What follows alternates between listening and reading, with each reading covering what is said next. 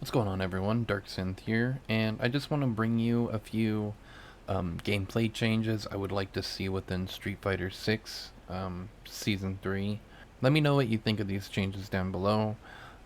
Some of these might be controversial, some of these you might actually agree with. But the first one is throw loops. I think throw loops are just very boring to watch and even do. Even when you're just the one doing them, it's what, you're just throwing the opponent over and over again because they take 14% health and they'd rather take the throw than, getting a combo. Capcom took them away in Street Fighter 5, but not till like Season 4. And how they did it was, instead of leaving the character close, after a throw, they would end up usually around here. And I think that's what they need to do. It's pretty shareable that like people don't like throw loops. I feel like we can all agree on that. They're not fun. They're not intuitive. They don't add anything to the game. All it is just another 50-50 guess for the person in the corner with very little, you have a few options to defend against it, but again, it's just not a fun game loop. Pun intended. Not a lot of people enjoy. I think Capcom needs to address this come Season 3. Now, this next change might be controversial. Like I said, some of these might be controversial. But like Idom said, and I kind of agree with him on this, I'd rather have broken characters rather than a broken system. And I kind of agree with that. So with this change, I feel like it would go upon that statement and sentiment. What I would want Capcom to do is to increase the Drive Rush startup. And they might even have to increase the Perfect Parry startup to do this. I don't know how they'd go about it. But just being able to instant Drive Rush like that, it just adds another extra layer to the mental stack that isn't necessary. Because with the way the system is built is you have drive impact, which if you get hit by, like, okay, sure, in that instance you're not going to get crumpled. But if you get caught throwing a fireball or just pressing an unsafe button, you're going to get crumpled, you're going to get a lot of damage taken and possibly taken to the corner. So raw drive rush just needs to get toned down a little bit, because you also have normals like your opponent walking up poking. You also have projectiles to worry about, and then all of a sudden your opponent throws this at you. It's just too much with the mental stack. I've never played a game with as much mental stack as Street Fighter 6. Street Fighter 4 or 5 never had this. So yeah, Capcom, please do something about the system that you created. It's a little too much, even for high-level players. And think how low-level players and just beginners think about this system. There's just simply too much to this game. And I think Capcom needs to take a step back and tone some of these systems down. The next one is drive reversal. It needs buffed again.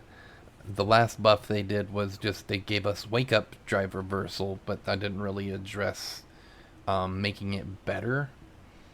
So if you don't know, some moves can be safe. So I messed up the recording. I'll just have them do 2 jabs. And then on the second jab, I'll drive reversal. So that's safe. What they need to do is heavily buff the startup of drive reversal. If I want you off me and I spend the meter, you should be able to knock the opponent off you. It doesn't matter what normal they're doing. It doesn't matter if they're doing lights. If they're doing lights, I should still be able to get you off me, because I don't want to take that light pressure. Why would I? Again, Capcom needs to reduce some of these systems, but also buff.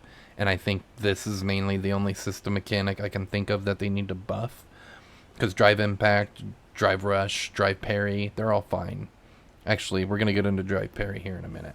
So, buff drive reversal, let me get the opponent off me when I choose to. Okay, so the next one might even be more controversial than the raw drive rush change, and this is Capcom just needs to rework the perfect parry mechanic altogether. It rewards you way too much. It turns the tide of a match in the opponent's favor if they just guess right once. So what they need to do for one thing is remove perfect parrying jump-ins, because I think it is the scrubbiest thing I've ever seen in a fighting game.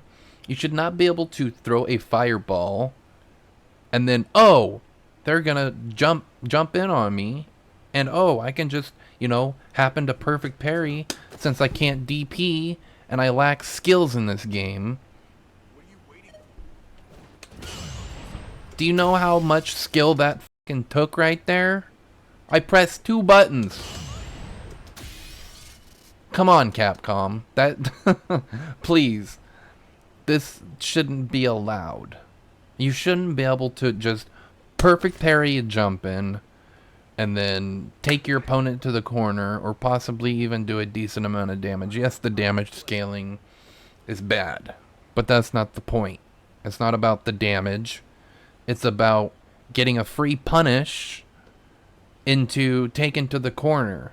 And now you gotta guess for your life between being throw looped or being light jab stringed. Yeah.